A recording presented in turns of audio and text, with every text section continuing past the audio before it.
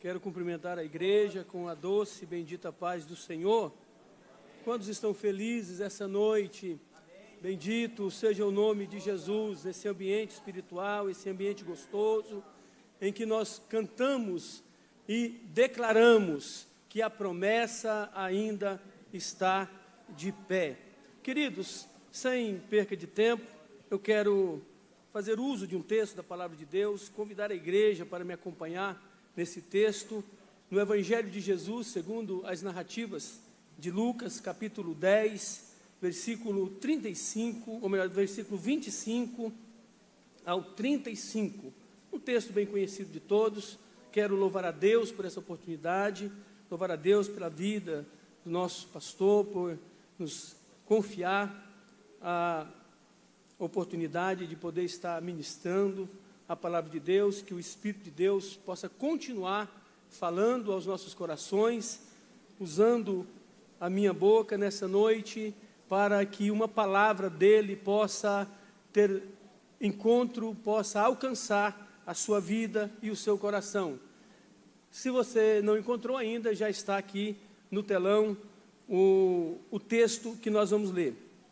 Evangelho de Jesus, segundo Lucas, capítulo 10, versículo 25, que nos diz assim: E eis que se levantou um certo doutor da lei, tentando-o, dizendo: Mestre, que farei para herdar a vida eterna?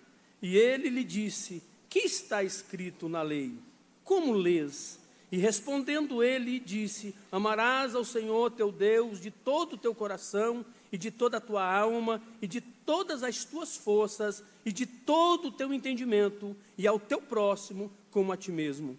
E disse-lhe: Respondestes bem, faze isto e viverás. E ele, porém, querendo justificar-se a si mesmo, disse a Jesus: E quem é o meu próximo? E respondendo Jesus disse: Descia um homem de Jerusalém para Jericó, e caiu nas mãos dos salteadores, os quais despojaram e espancando-o se retiraram, deixando-o meio morto. E ocasionalmente descia pelo mesmo caminho certo sacerdote, e vendo-o, passou de largo. E de igual modo também um levita, chegando àquele lugar e vendo-o, passou de largo. Mas um samaritano, que ia de viagem, chegou ao pé dele, e vendo-o, moveu-se de íntima compaixão, e aproximando-se,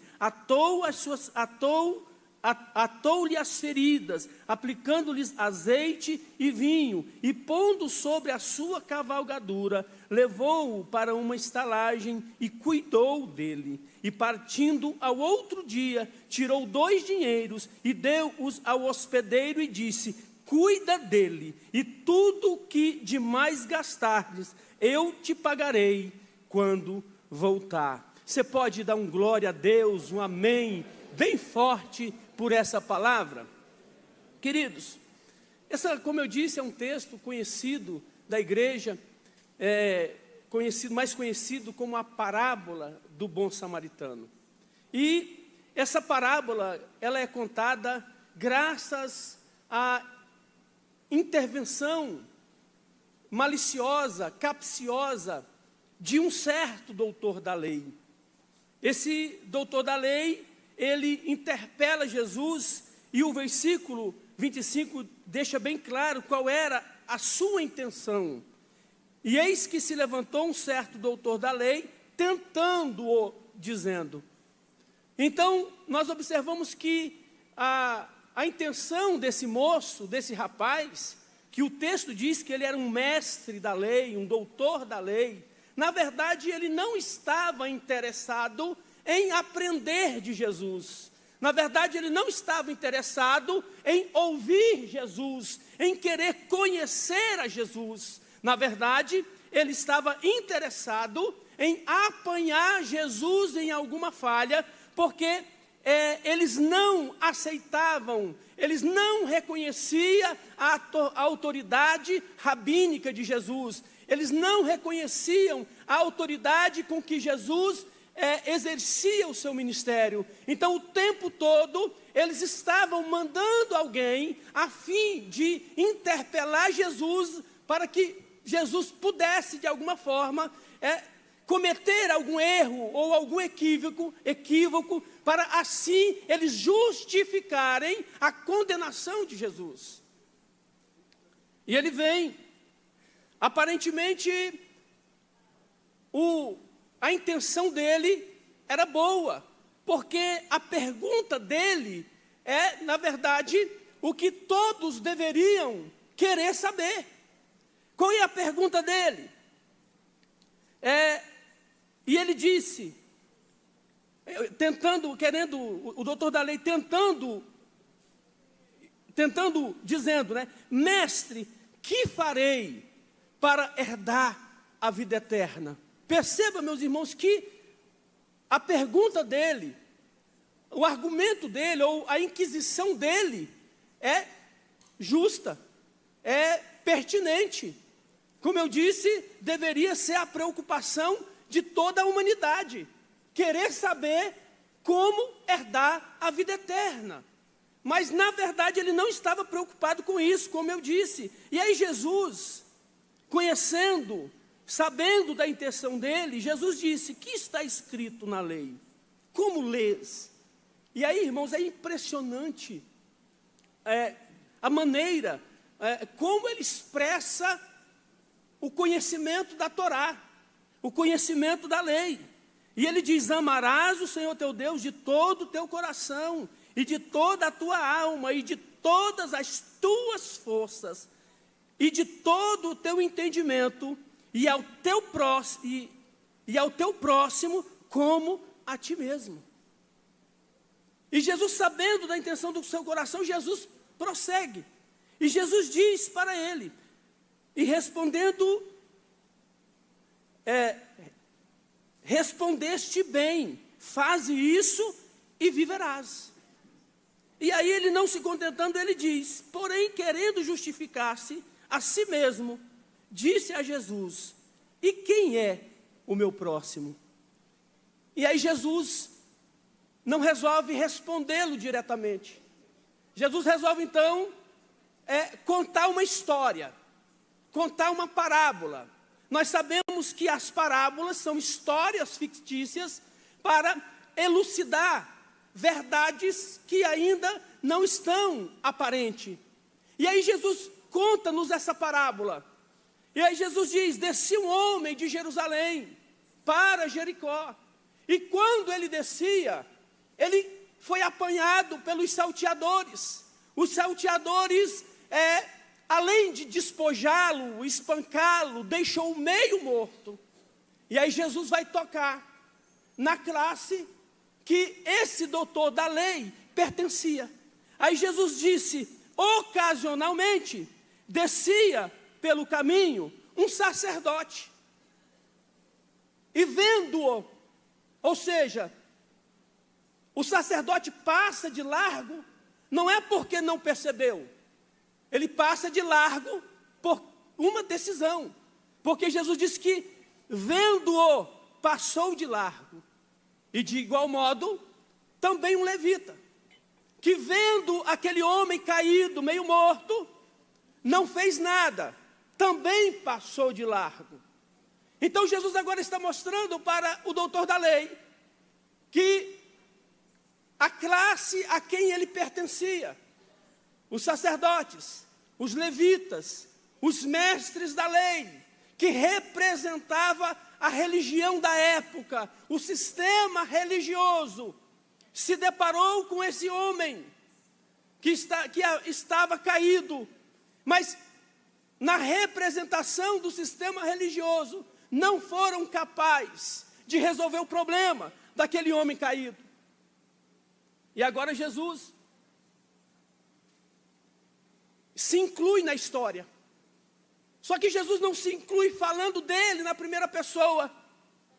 Ele arruma uma figura ilustrativa para ilustrar a ele mesmo. E quem é essa figura que ele vai recorrer? Ele vai recorrer à figura de um samaritano. E quem eram os samaritanos? Os samaritanos eram um grupo de pessoas, era uma sociedade mista de judeus com gentios, que começa lá na divisão do reino, no ano 930 a.C., quando Salomão morre e o seu filho Roboão assume o trono, e o reino é dividido. E as tribos do norte, através de Jeroboão, constroem uma cidade chamada Samaria. E no ano 722, quando Samaria, eles são levados cativos, os seus algozes trazem para Samaria outros povos que também haviam sido feitos cativos, a saber, os assírios. Então os assírios levam as tribos do norte cativas e traz para Samaria os gentios, povos gentios, para propositalmente acontecer essa mistura e o povo não se fortalecer mais. E essa mistura vem desde esse tempo. E nos dias de Jesus, havia uma rejeição muito grande dos judeus, sobretudo da elite religiosa, em que pertencia o mestre da lei, que estava indagando Jesus, o sacerdote e o levita, que são os outros personagens utilizados por Jesus. Havia uma rejeição muito grande dessa elite para com os samaritanos. João, no seu evangelho, no capítulo 4, ele narra a história de quando Jesus, com seus discípulos, ia para Judeia e precisou passar por Samaria. A história diz, meus irmãos, que o desprezo pelos samaritanos era tão grande que os judeus, quando tinham que fazer esse caminho, eles atravessavam o Rio Jordão e davam a volta pelo outro lado para não cortar o território dos samaritanos. Alguns vão dizer que o texto de João, quando diz que era necessário passar por Samaria, era porque o rio Jordão estava cheio e não tinha como atravessá-lo. Então, para ir para o outro lado, era necessário passar por Samaria. Só que Jesus se aproveita dessa situação. Se é verdade ou não, Jesus se aproveita dessa situação e vai passar em Samaria para ter um encontro com uma única mulher, e a partir desse encontro, essa mulher muda a sua vida e ela se torna uma missionária naquela região. Então Jesus vai usar a figura de um samaritano, e ele diz: ocasionalmente passou pelo mesmo caminho. Ou melhor dizendo, ele diz: mais um samaritano que ia de viagem chegou ao pé dele e, vendo-o, moveu-se de íntima compaixão. Não só se moveu de íntima compaixão, ele se aproximou, atou-lhe as feridas, aplicando-lhes azeite e vinho, pegou as suas coisas, arrumou um jeito na sua cavalgadura, na sua carruagem, pegou aquele homem meio morto, coloca nos ombros, põe na sua cavalgadura. A Bíblia não diz, mas é provável que ele muda o seu roteiro, e agora ele vai para uma estalagem, e lá naquela estalagem, ele coloca aquele homem num lugar seguro, para ser tratado, para ser cuidado, e ele não pode ficar ali acompanhando. Então ele chama o dono da estalagem e diz: olha, eu vou deixar aqui com vocês 2 dinheiros para cuidar dele. Quando eu voltar, e eu vou seguir viagem, porventura, se esses 2 dinheiros não for suficiente para o cuidado, para a restauração plena e completa dele, não economize cuidados. Se for necessário, pode gastar do dinheiro de vocês, que quando eu voltar, eu não vou deixar vocês no prejuízo, eu restituo tudo que vocês gastar. Eu quero, nesta noite, refletir com os irmãos aqui, sobre o cuidado desse samaritano, que não é outra pessoa senão o Senhor Jesus. A primeira coisa que diferencia esse samaritano chamado Jesus, do mestre da lei, do sacerdote e do levita, é justamente o seu olhar de compaixão. Repita comigo assim: olhar de compaixão. Foi com esse olhar, repita, foi com esse olhar que eu fui alcançado.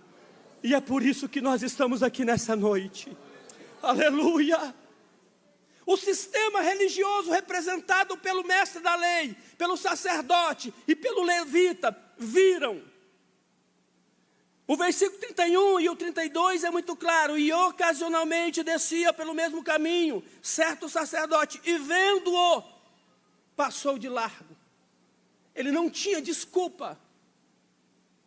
Como dizendo, eu não vi, eu não percebi. A narrativa de Jesus é muito clara. Ele viu, mas resolveu passar de largo. O 32, de igual modo também, um levita, chegando àquele lugar, também viu, mas passou de largo. Como eu disse, essas três figuras é a representação do sistema religioso ou da religiosidade. E com isso, o que é que nós aprendemos? Nós aprendemos que se nós colocarmos a nossa esperança no homem ou na religião, por mais nobre que ela seja, nós não vamos encontrar a solução para o problema do pecado. A solução do problema do pecado está no olhar de misericórdia do Senhor Jesus. Nós só estamos aqui nessa noite porque um dia esse olhar dos altos céus, olhando para a terra, o escritor aos Romanos diz que Deus olhando para o homem, para a terra, para o mundo, ele não viu nenhum justo, porque todos haviam pecado e estavam separados, segregados da glória de Deus. Mas Ele, com esse olhar de misericórdia, Ele nos amou. Bendito seja o nome do Senhor. E como é esse amor? Coloca na tela aí, por gentileza, Lorena. Romanos capítulo 5 e o versículo 4. Como é esse amor com que Ele nos amou? O versículo 5. E a esperança que não traz confusão. Por que que essa esperança, que é a esperança da vida eterna, ela não traz confusão? Olha aí, porquanto, o quê? O amor de Deus está o quê? Gotejado? Não, responda bem forte, derramado. Derramado em nossos corações, pelo Espírito Santo que nos foi dado. Segura aí.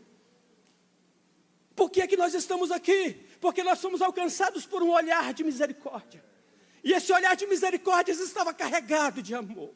Aleluia. Esse olhar de misericórdia estava carregado de amor. Ei, meu irmão, minha irmã, você e eu somos o alvo do amor de Deus. Esse amor está derramado aonde? Nos nossos corações. Então, se você entrou aqui nessa noite, triste, cabisbaixo, com a sua autoestima lá embaixo, pensando, porque em algum momento da sua vida, quem sabe na sua infância, você foi rejeitado. Quem sabe em algum momento da sua infância, você foi desprezado, você foi abandonado. Mas você veio aqui hoje e você está ouvindo a palavra de Deus, que o olhar de misericórdia te alcançou, e esse olhar é carregado com o amor que está sendo derramado no seu coração. Receba, abra o seu coração e receba esse amor nessa noite. Colossenses capítulo, ou melhor dizendo, Efésios capítulo 2. Versículo 4 e versículo 5, olha o que diz. Mas Deus, que é riquíssimo, em quê?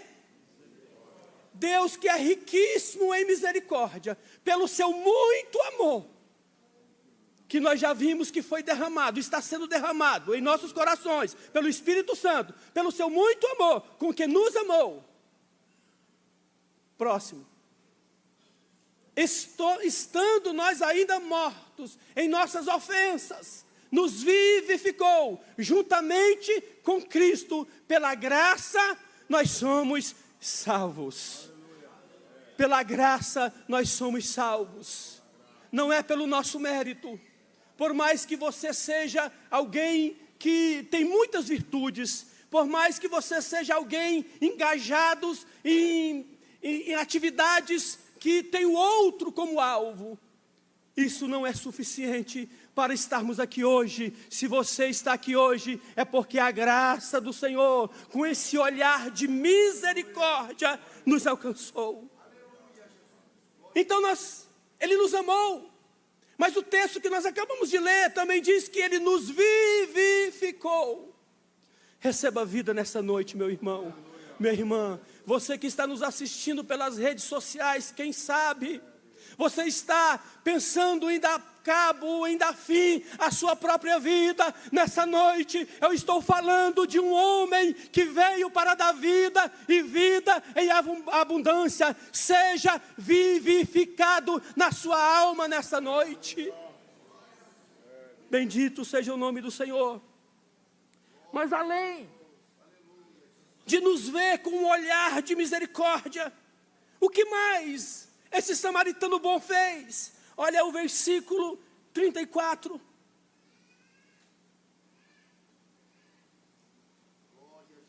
O versículo 34 diz assim: e aproximando-se, atou-lhe as feridas.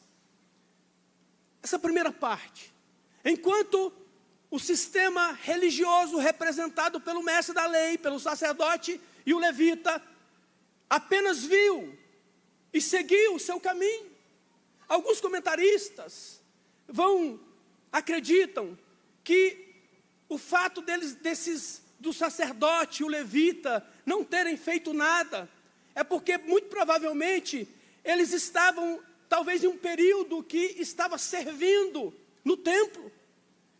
E a lei dos levitas e dos sacerdotes diziam que um sacerdote, um levita, não podia tocar em gente morta. E na parábola que Jesus está contando, o homem ficou meio morto, ou seja, ele ficou desacordado, ele ficou desmaiado.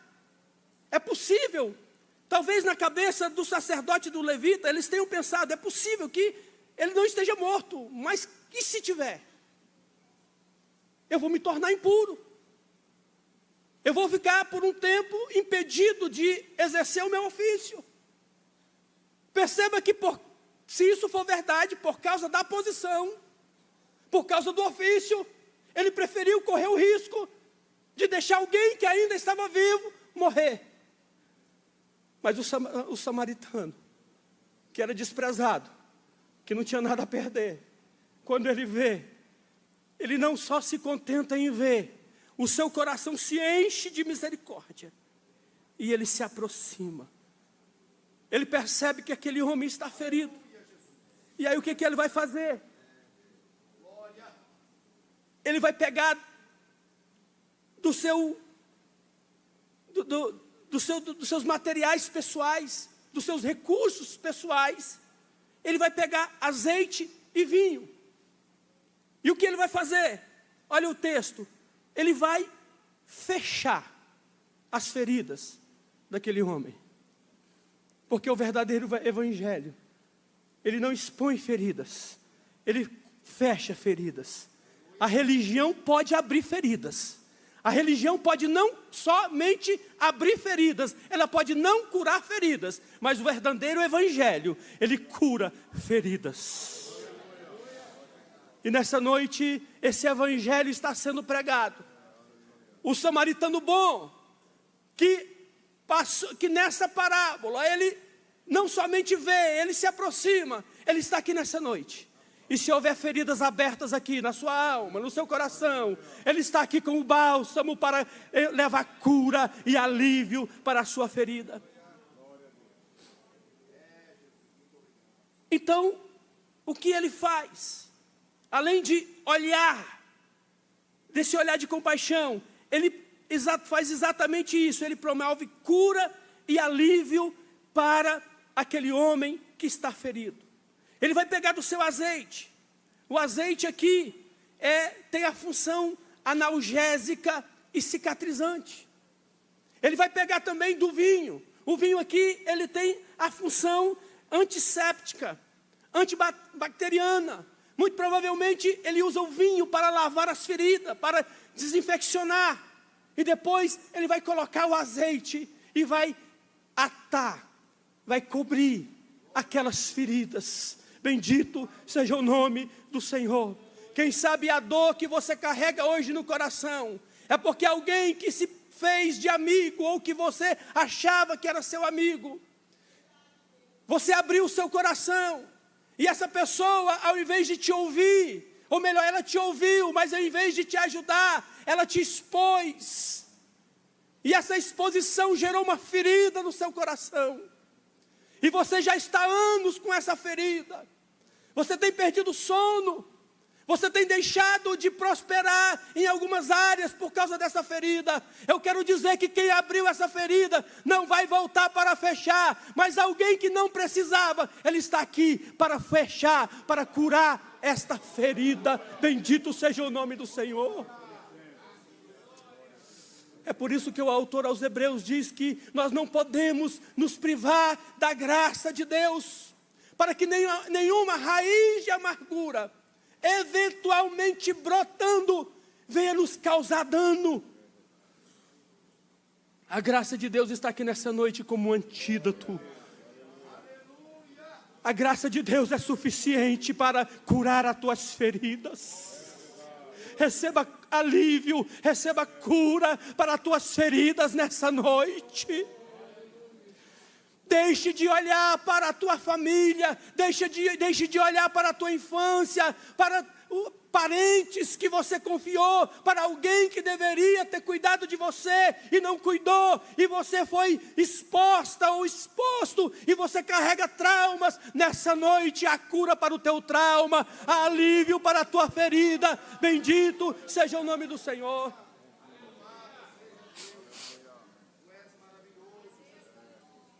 Jesus, o mesmo Jesus, em Mateus 11, 28, também conhecido da igreja, ele diz: vinde a mim, todos os cansados e oprimidos, porque eu vos aliviarei. Tomai sobre vós o meu jugo, versículo 29. Tomai sobre vós o meu jugo e aprendei de mim, que sou manso e humilde de coração, e encontrareis descanso para as vossas almas. Descansa o teu coração, descansa a tua alma, porque o alívio por excelência está aqui nessa noite. Jesus Cristo é o alívio para as dores da nossa alma. Ele nos viu com um olhar de compaixão. Ele promoveu cura e alívio, mas não ficou só nisso. A continuação do versículo 34 diz: e pondo sobre a sua cavalgadura, levou para uma estalagem e cuidou dele.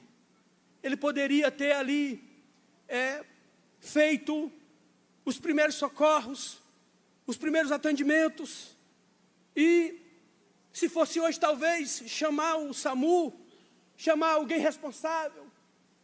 Mas ele não quis fazer só isso. Ele quis se certificar que aquele homem iria se recuperar, que aquele homem iria ser restaurado. Então ele pega o homem, coloca na sua carruagem, na sua cavalgadura, e leva para um lugar seguro. Então, além de promover cura e alívio, ele levou o homem ferido para um lugar seguro. É justamente isso que o Evangelho faz conosco. Quando nós estávamos perdidos nos nossos delitos e pecados, expostos ao inimigo das nossas almas, quando nós somos alcançados, a primeira coisa que o Evangelho faz conosco é nos levar para um lugar seguro. Coloca aí na tela, Lorena, por gentileza, Colossenses capítulo 3. Louvado é o nome do Senhor Jesus. Colossenses capítulo 3. Olha o que diz o texto bíblico. Portanto, se já ressuscitastes em Cristo, buscai as coisas que são de cima, onde Cristo está assentado à destra de Deus. Versículo 2. Pensai nas coisas que são de cima e não nas que são da terra. Isso aqui é mudança de mentalidade. Quem foi alcançado por Jesus, se verdadeiramente foi alcançado pelo Evangelho, a primeira coisa que vai mudar é a mudança, é a sua mentalidade. Antes, mentalidade da terra, as coisas de baixo. Agora com Jesus, a nossa mentalidade tem que ser a mentalidade de Cristo. É por isso que o apóstolo Paulo, escrevendo aos Romanos, no capítulo 12, no versículo 2, ele diz: não vos conformeis com este mundo, mas transformai-vos pela renovação do vosso entendimento. Deixa eu dizer uma coisa para você. Tudo começa na mente. A verdadeira libertação não é física. Porque o apóstolo Paulo diz que pode ser que o corpo exterior se corrompa com doenças, com a idade. Contudo, o homem interior, o que é que acontece com ele? Ele se renova. Então a carne pode estar sendo açoitada pelos males da vida, mas se você já ressuscitou com Cristo, se você já nasceu de novo, o homem interior, ele é intocável. A sua mentalidade, ela precisa ser diferente, ela precisa ser mudada. Por isso ele diz: não vos conformeis com este mundo, mas transformai-vos pela renovação do vosso entendimento. Para quê? Para que possamos conhecer qual seja a boa, perfeita e agradável vontade de Deus. Essa questão é tão poderosa, que o povo de Israel, a geração que nasceu no deserto, e que agora está diante da terra prometida para conquistar, em Josué capítulo 5, os primeiros 10 versículos vai narrar o que eu estou dizendo aqui. Eles estão diante dos seus inimigos para conquistar, só que eles estão com medos. Por que eles estão com medo? Porque a mentalidade deles não era de guerreiros, não era do povo de Deus. A mentalidade deles eram mentalidades de escravo, era a mentalidade de quando eles estavam no Egito. Então eles olham para os seus inimigos e não têm coragem de enfrentá-los.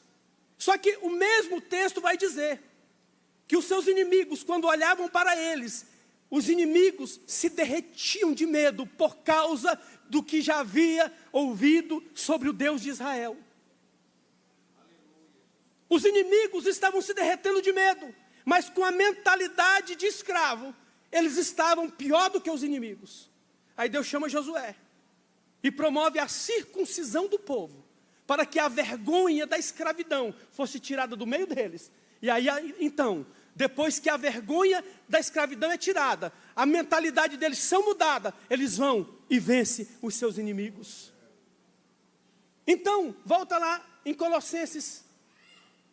Então, quem nasceu em Cristo, a sua mentalidade já foi mudada. Coloca o versículo 3, em conexão com o texto da palavra.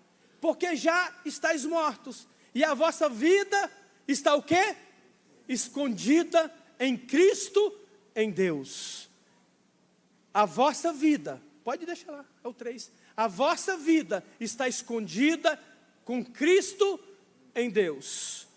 O samaritano chamado Jesus, além de promover cura e alívio, ele levou aquele homem para um lugar seguro, para uma estalagem. A estalagem, o tipo da estalagem daquela época, hoje é a igreja. É aqui que é o lugar de cura, é aqui que é o lugar de alívio, é aqui o lugar seguro.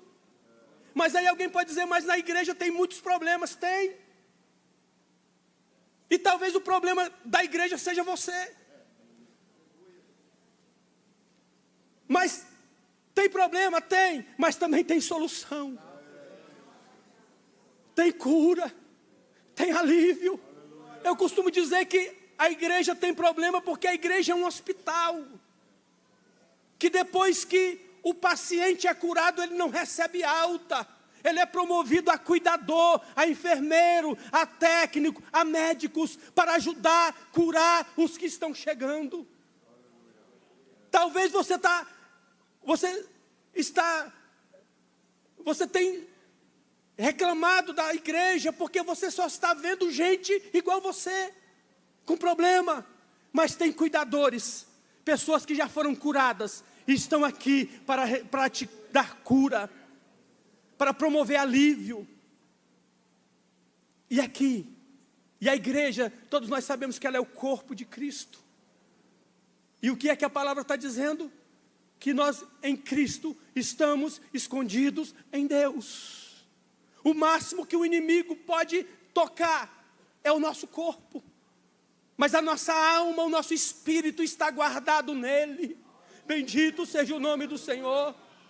E para tocar no crente, precisa passar pela autoridade dele. Existem duas maneiras do inimigo nos tocar. Uma, se a gente der lugar, se a gente der brecha.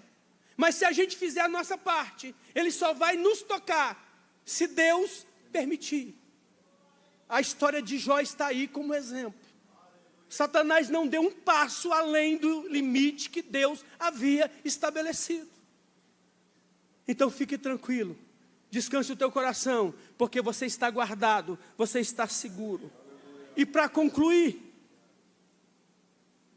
o que foi que o samaritano fez? O versículo 35 diz: e partindo ao outro dia, tirou 2 dinheiros e deu ao hospedeiro e disse-lhe: cuida dele, e tudo o que demais gastares, eu te pagarei quando voltar.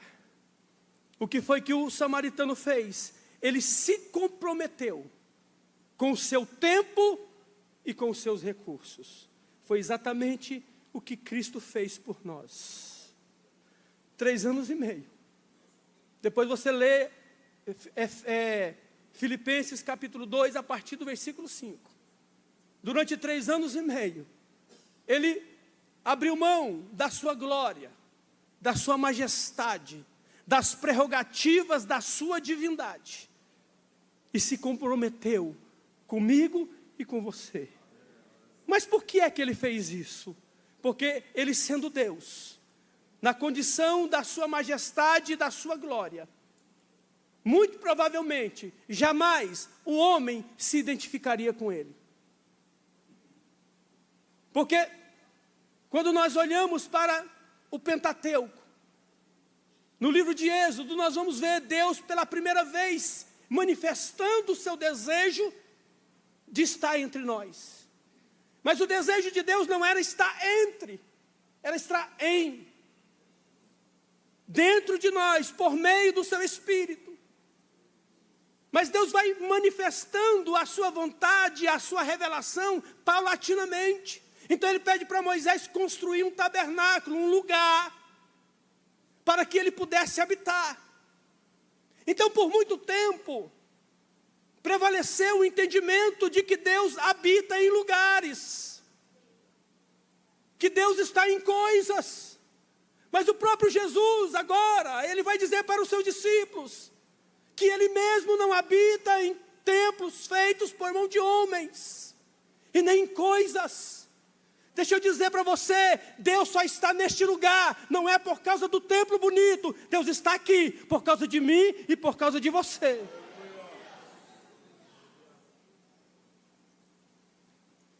Deus não está em coisas. Esse negócio de você pedir para ser consagrado coisas, Deus não está nisso.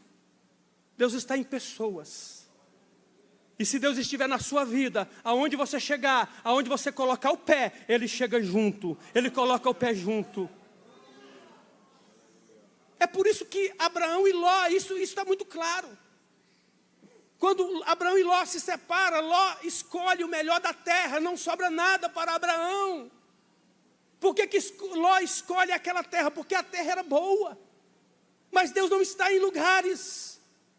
Sobrou, não restou nada para Abraão, mas aonde Abraão chegou, ele prosperou, porque Deus não está em lugares e nem em coisas, Deus está em pessoas. Aleluia. Se você permitir que Deus entre na sua vida e haja com a sua vontade na sua vida, aonde você chegar, coisas diferentes, coisas grandes vão acontecer. Você terá autoridade para orar pelo teu marido, pela tua esposa, pelo teu filho. Porque Deus está na tua vida. Então, Ele se compromete.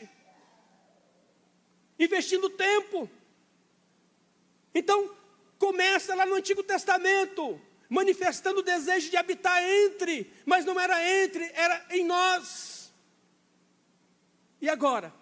Jesus vai abrir mão da sua glória, da sua majestade, das prerrogativas da sua divindade. E durante 3 anos e meio, Ele está entre nós, em pessoa. Ele se veste de humanidade, para que eu e você pudesse olhar para Ele. Para eu e você, quando estiver lendo a sua biografia, nós possamos nos identificar com Ele. Nós possamos olhar para Ele e dizer, é como um de nós. Então Ele se tornou um de nós. Ele se comprometeu tanto com o homem, que Ele se tornou um de nós. E aí o apóstolo Paulo diz que achado na forma de homem, Ele humilhou-se a si mesmo, e achado na forma de servo, Ele foi levado até a morte, e morte de cruz. Por que Ele fez isso? Para me proteger, para proteger você. Proteger de quê? Da morte. Porque nós vamos aprender que, além do seu tempo, Ele investiu os seus recursos. E eu vou falar apenas de 3 recursos aqui, e eu encerro. Primeiro, Ele entregou a sua vida, para que na sua morte, eu e você pudesse viver. Eu e você só temos vida porque Ele morreu por nós. O Evangelho de João, capítulo 19, versículo 30, quando Ele está para entregar o seu Espírito, Ele dá um último brado. E qual é o brado que Ele dá? Coloca aí na tela, por gentileza.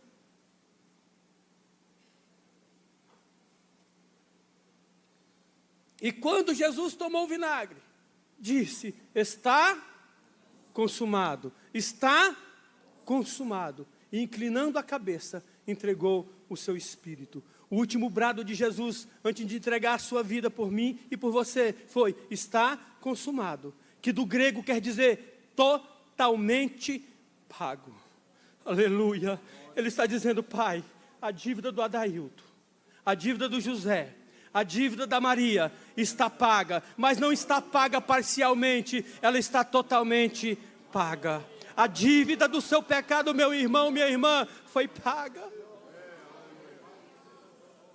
No grego, quando um condenado, ele cumpria a sua pena, ele recebia uma espécie de um certificado, uma tábua, e nessa tábua continha toda a sua ficha, todas as razões e os motivos pelas quais ele foi preso. Só que quando ele cumpria a pena, vinha-se com um carimbo, e carimbava em cima dos seus pecados, dos seus crimes, uma inscrição, que é tetelestai, que significa, que foi justamente isso que Jesus disse. Totalmente pago, do grego é tetelestai, que significa totalmente pago. A história diz que esse criminoso, ou esse ex-criminoso, andava para cima e para baixo, com aquela inscrição debaixo do braço. Porque vez por outra, ele encontrava alguém e dizia, você é aquele criminoso, ele diz, eu era, porque está pago. Aí alguém dizia, é você, ele diz, eu era, porque está pago. O que isso quer dizer? Que ninguém mais pode nos condenar. Ninguém mais pode nos acusar, porque eu e você recebemos vida, porque Ele pagou o preço dos nossos pecados.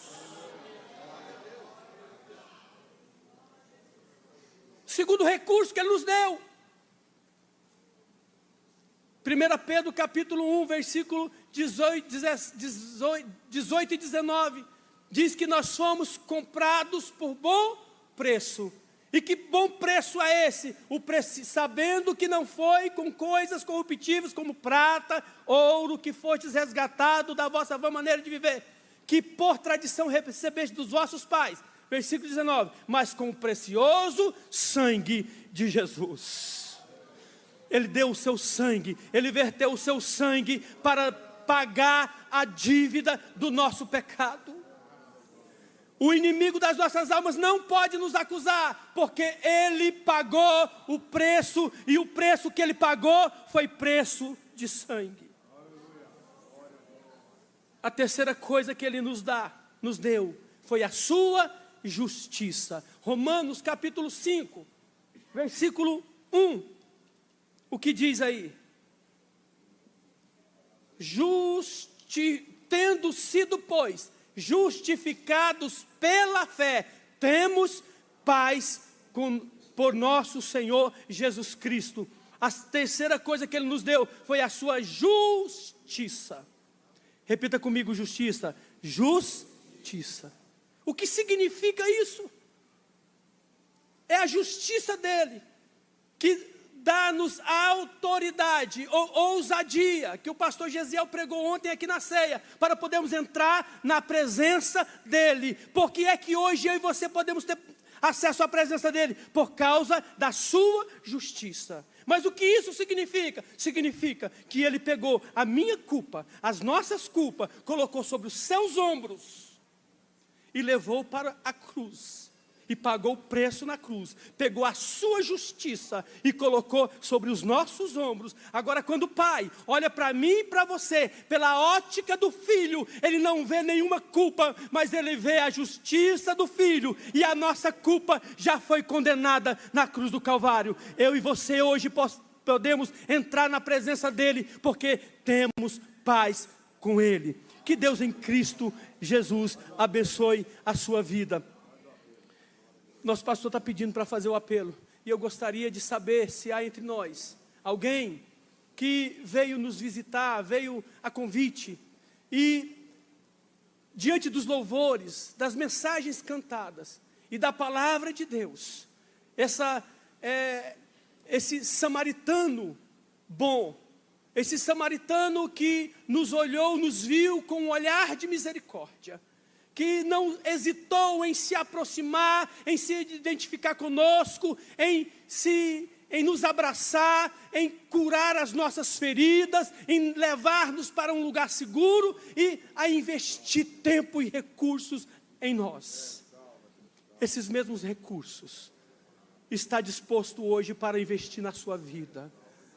O mesmo alívio, a mesma cura que Ele levou para aquele homem caído, Ele que um dia alcançou a minha vida, está aqui hoje à disposição para alcançar a tua vida também. Tem alguém nessa noite que quer aceitar Jesus? Faça um sinal aqui na nave da igreja, lá na galeria. Tem alguém que quer entregar a sua vida para Jesus, que está afastado, que quer voltar para a casa do Senhor? Tem alguém? Se nas redes sociais estiver alguém nos assistindo, coloque aí no chat, eu quero, porque a igreja vai entrar em contato e você vai receber esse Jesus, esse alívio também. Ali, a nossa irmã levantou a mão, quer aceitar Jesus? Alguém acompanhe? Bendito seja o nome do Senhor. O samaritano bom está aqui nessa noite. Ele não passou indiferente por nós. A igreja se coloque de pé. O samaritano bom não passou indiferente por nós. Ele nos viu com um olhar de misericórdia e nos abraçou. Sinta-se abraçado por Ele nessa noite. Tem mais alguém? Tem mais alguém que quer aceitar Jesus? Faça o sinal, vem aqui, como essa senhora que está entregando a sua vida para Jesus. Se não tem, nós vamos orar por ela. Curve a sua cabeça e estenda as suas mãos para cá. Tem aqui também um pedido.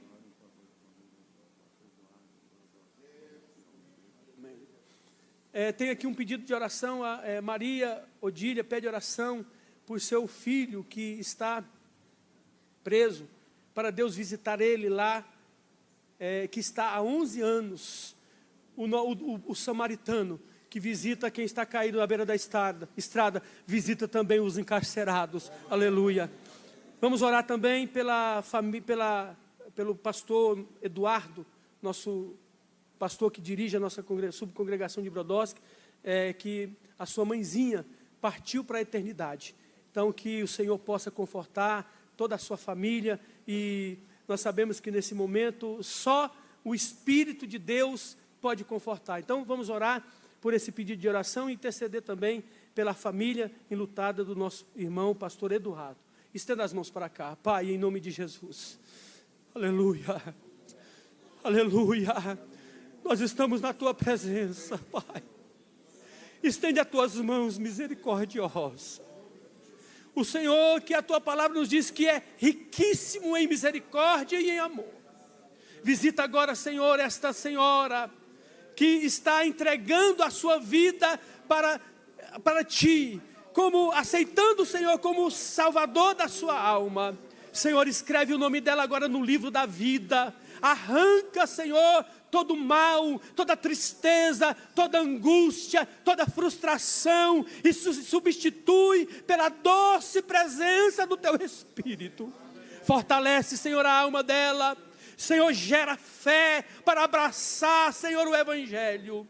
Nós oramos também, Senhor, pelo nosso irmão, companheiro, pastor Eduardo, e por toda a sua família que está enlutada. Visita agora, Senhor, visita com conforto, visita com graça, Senhor, visita o Teu povo, Pai, que se reúne nessa noite. Abençoa, Senhor, com a Tua mão abençoadora, Pai, e que a Tua palavra possa, como semente fértil, encontrar lugar nos nossos corações. Esse é o nosso pedido e a nossa gratidão, em nome de Jesus. Amém.